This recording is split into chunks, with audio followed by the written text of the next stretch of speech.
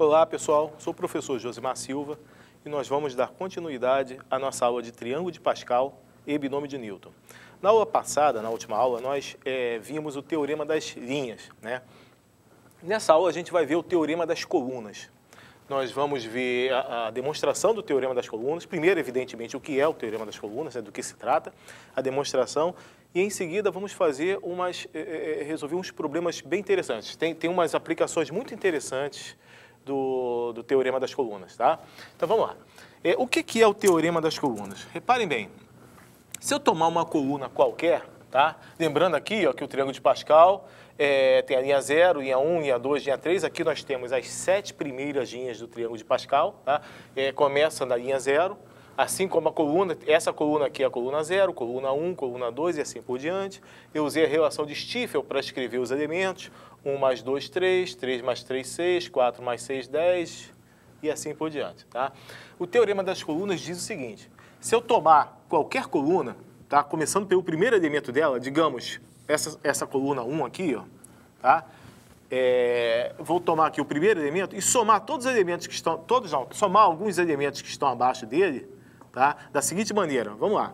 Vou considerar esse 1, o 2, o 3, o 4, tá? E eu vou parar, por exemplo, eu posso parar onde eu quiser. Vou parar nesse carinha aqui, no 5. A soma de todos esses elementos aqui é o elemento que está na linha imediatamente abaixo e na coluna imediatamente à direita, tá? A coluna desses elementos. Na linha imediatamente abaixo do último elemento, tá? E na coluna imediatamente à direita. Vocês podem conferir aqui, ó, a soma tem que dar 15. Tá? Eu poderia, por exemplo, ter considerado somente esses 3 elementos aqui, esses 3 primeiros elementos dessa coluna. E a soma seria o quê? 1 mais 2 mais 3 seria esse elemento aqui, ó, tá? Eu posso, por exemplo, tomar esses 3 aqui, ó, e calcular a soma. Eu vou encontrar exatamente esse carinha aqui, ó, o 10, tá? É a soma desses 3 elementos. Então, o teorema das colunas diz isso. Tá? Vamos formalizar, vamos escrever o enunciado do teorema das colunas para depois a gente fazer a demonstração. O enunciado diz o quê? Esse carinha aqui, por exemplo, ele está na linha 1 e na coluna 1. Aqui é a coluna 0 e linha 0. Tá? Então, linha 1 e coluna 1. Qualquer elemento, qualquer primeiro elemento que eu tomar aqui de uma coluna, escolhendo uma coluna qualquer, tomando o seu primeiro elemento, ele vai ser da forma n escolhe n, né? No caso aqui vai ser 1 escolhe 1, esse aqui vai ser 2 escolhe 2 e assim por diante, tá? Quem é o elemento que está abaixo dele? Tá? Vai estar na linha de baixo, a linha que está imediatamente abaixo da linha n é a linha n mais 1. A coluna é mantida, né? Afinal de contas é o teorema das colunas, né? Então é a mesma coluna. Aqui, esse carinha aqui, quem é? É n mais 2, escolhe n. E assim por diante. Eu posso ir até onde? Bom, posso ir até onde eu quiser. No caso aqui eu parei no 5, eu poderia continuar, né, descendo e somando os elementos, né? Vamos supor que eu pare aqui no n mais p, tá? Em vez de ser n mais 1, n mais 2, n mais p, um p genérico, tá? A coluna é n mesmo. A coluna vai ser n. O que vai dar essa soma? Essa soma vai dar quanto? Essa soma vai dar o elemento que está na linha de baixo do último elemento. O último elemento é esse carinha aqui, ó. A linha de baixo do último elemento é n mais p mais 1. E na mesma coluna de todos os outros elementos, coluna n. Então, esse é o enunciado do teorema das colunas, tá? Aliás, a coluna não é a mesma não, hein? A coluna vai ser uma mais, né? Vai ser a coluna imediatamente à direita da coluna de todos os outros elementos, né? Então, n mais p mais 1, escolhe n mais 1. Eu quero demonstrar isso aqui, esse fato que eu quero demonstrar. Vamos à demonstração? Então, vamos à demonstração. Eu quero demonstrar esse fato, né? Eu vou tomar essa soma aqui, tá? A soma dos termos de uma PG, uma progressão geométrica. Cada termo, a partir do segundo, é o anterior multiplicado por esse carinha aqui, ó, que eu vou chamar de razão, 1 mais x. Então, se eu multiplicar esse termo aqui por 1 mais x, eu vou ficar com esse cara aqui, vai dar isso, né? 1 mais x elevado a 1 é só somar os expoentes. 1 mais x elevado a n com 1 vezes 1 mais x elevado a 1 dá esse cara.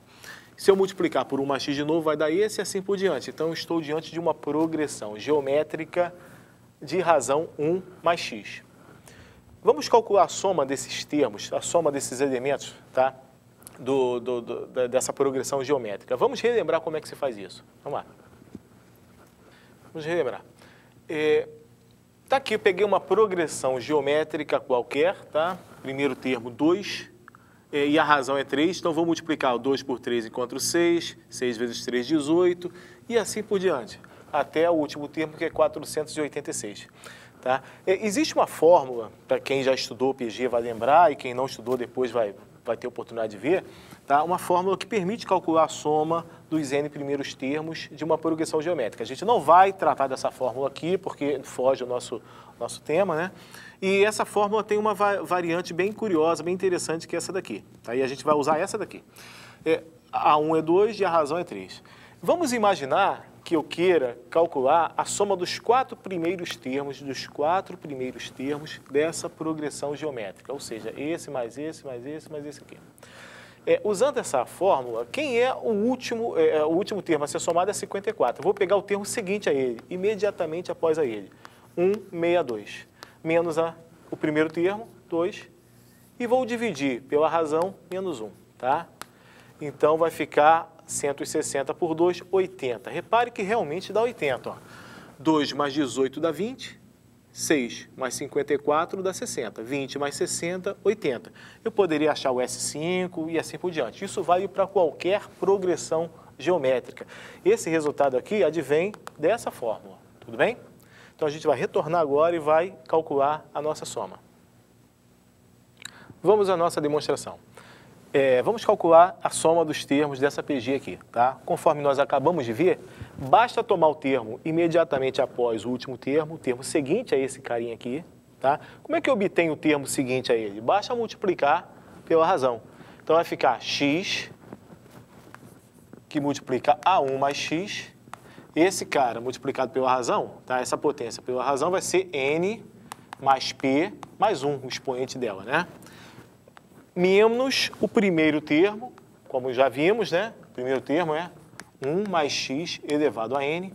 Tudo isso dividido pela razão, que é 1 mais x, menos 1. Bem? Nesse momento, eu observo que eu posso fazer esse cancelamento, assim como eu também posso fazer esse cancelamento aqui. E aí a minha soma passa a ser 1 mais x elevado a n mais p mais 1, menos 1 mais x elevado a n. Ok? Bom, agora vem um ponto crucial da demonstração. Eu vou me concentrar nesse problema aqui. Ó. Qual é o coeficiente do termo em x elevado a n mais 1? Eu vou investigar quem é o coeficiente desse termo aqui, x elevado a n mais 1, em ambos os lados da igualdade, do lado esquerdo e do lado direito também. Tá? Vamos começar ali pelo lado direito, que é uma coisa mais simples.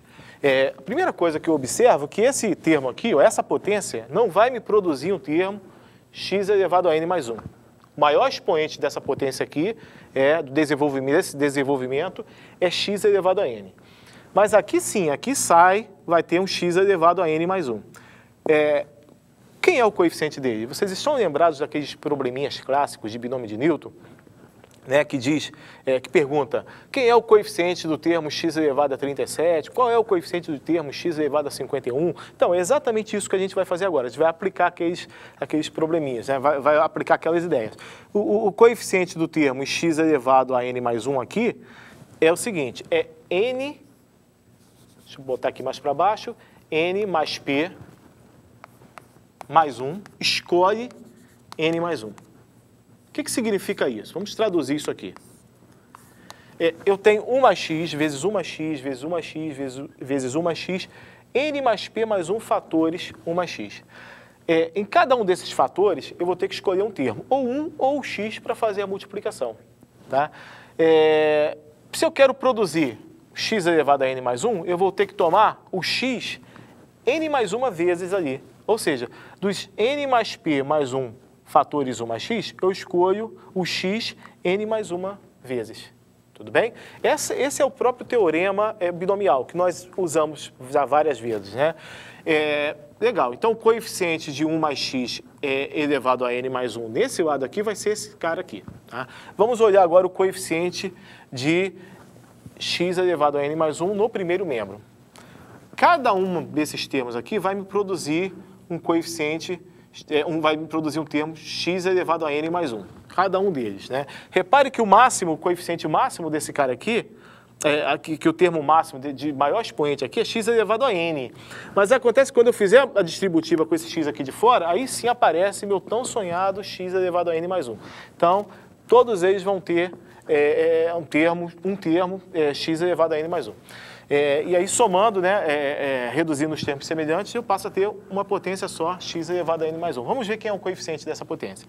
Olhando aqui, para eu construir, fabricar um x elevado a n mais 1, basta que essa potência aqui me produza um x elevado a n.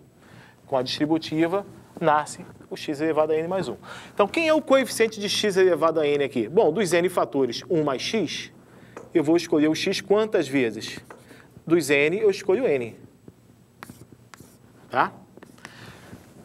Dos n mais 1 fatores 1 mais x, quantas vezes eu preciso escolher o x? N. Dos n mais 2 fatores 1 mais x, a mesma coisa, o raciocínio é análogo, né? Então, n mais 2 eu escolho n. Em n fatores eu escolho o termo x. E nos outros eu escolho o termo 1, para fazer a multiplicação, né? E aqui a mesma coisa, o raciocínio é análogo, né? Dos n mais p fatores 1 mais x, eu vou tomar o x n vezes. Então, tá aí. Era exatamente o que a gente queria mostrar, tá? O enunciado do teorema das colunas é esse. Então, está provado como queríamos demonstrar. Eis a demonstração, aliás, uma demonstração do teorema das colunas, tá? Tudo bem? Então, assim, nós concluímos nosso feito. Com isso, a gente encerra essa aula aqui.